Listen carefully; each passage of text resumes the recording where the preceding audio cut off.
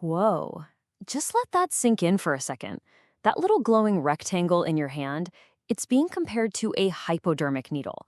Why? Because it's designed to give you a hit of this powerful brain chemical, dopamine, pretty much whenever you want it.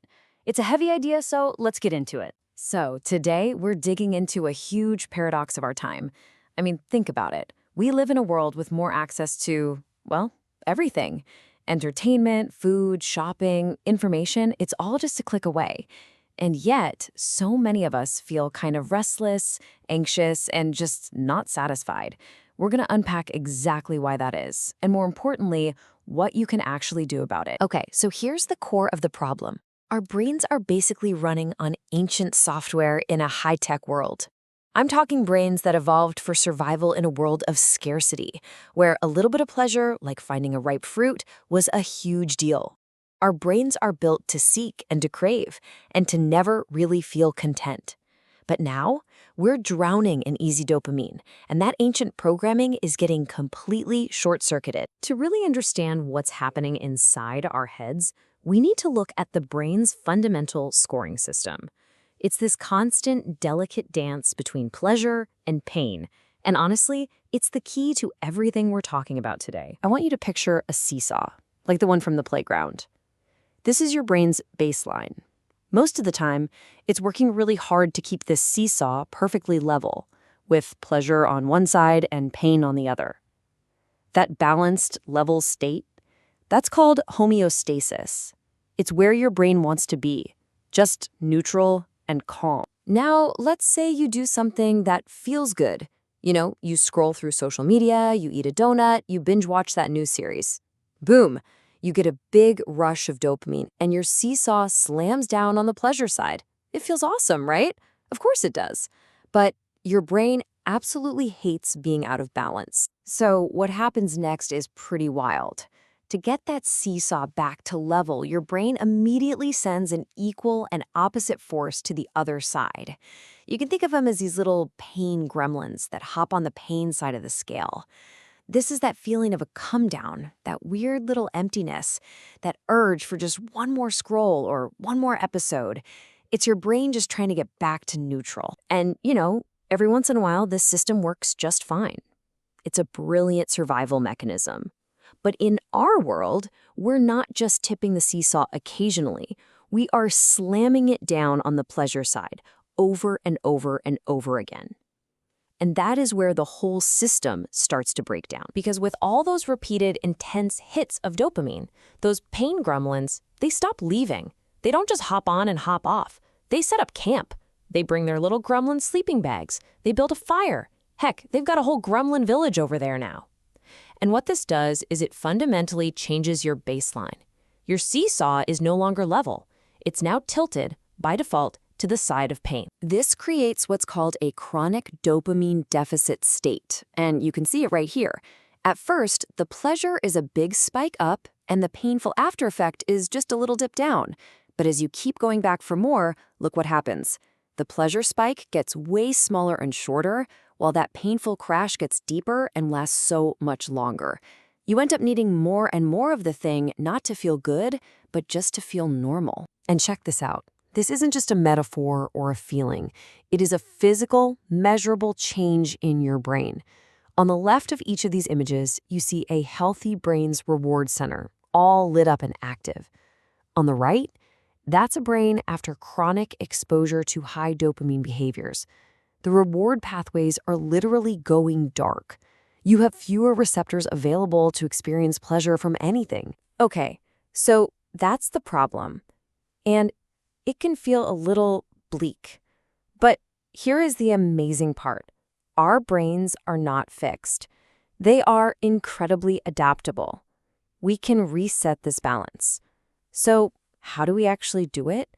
Well, it all boils down to 3 really powerful steps. First up, we're going to talk about a dopamine fast to let our pathways reset. Second, we're going to get tactical with something called self-binding. And third, and this one is my favorite, it's so counterintuitive, we're going to learn how to actually use healthy pain to our advantage. All right, step 1, the dopamine fast. This means you have to go cold turkey. You pick that one specific behavior, your compulsive scrolling, your gaming, whatever it is, and you abstain from it completely. The recommended time is about 4 weeks. This is so critical because it's the only way to get those pain gremlins to finally pack up their camp and leave, allowing your seesaw to get back to a nice, level baseline. Step 2 is self-binding. And let's just be real for a second. Willpower is not enough. It runs out. Self-binding is the genius strategy of creating actual physical barriers between you and your temptation. It's about being smart and designing your environment so that doing the right thing is easy and doing the compulsive thing is hard. So what does this look like? It's simple stuff, really. Delete the apps that suck you in. Make your bedroom a totally tech-free sanctuary. Set hard time limits on your phone. Turn off every single notification that isn't from an actual human you care about. Oh, and here's a great one. Switch your phone to grayscale. You will be shocked at how boring the internet becomes when it's not a rainbow of colors. And now, for the final strategy. This is the real game changer. But I gotta warn you, it sounds completely backward at first. The most effective way to heal your pleasure-pain balance is to intentionally seek out pain. Remember how your brain always tries to get that seesaw back to level? Well, what happens if we voluntarily do something difficult? What if we intentionally press down on the pain side? The brain's rebalancing mechanism kicks in, just like before, but it overcorrects, and it ends up tipping the seesaw towards a slow, steady, and much more lasting kind of pleasure. This incredible phenomenon is the science of hormesis. And when you look at this graph, you see something amazing. When you engage in a healthy stressor, your dopamine doesn't spike and crash. It rises slowly and steadily, and it stays elevated for a long time after. And here's the absolute best part. There is no painful crash. There is no dopamine deficit. You get all the reward without any of the rebound. So what kind of pain are we talking about here? It's things you might already know are good for you. Intense exercise, taking an ice-cold shower, trying intermittent fasting, deep, focused meditation, pushing yourself to learn a really hard skill, or even the emotional challenge of telling a difficult but necessary truth. These things are hard in the moment, but they pay you back with resilience, with balance, and with your own internally generated dopamine. So when you put it all together, you see the picture. Our ancient brains are in a constant battle with our modern world of easy, overwhelming pleasure. But by actually understanding how this pleasure-pain balance works, we can stop getting yanked around by it and finally start to take back the controls. The goal isn't to get rid of pleasure entirely. That's no way to live. It's about finding it in healthier, more sustainable ways. It's about being intentional. So the real question I want to leave you with is this. In a world that is literally designed to get you hooked, how are you going to choose to find your balance? We've really only been able to scratch the surface of these powerful ideas today.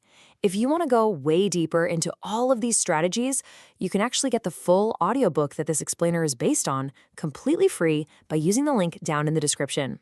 Thanks so much for joining us.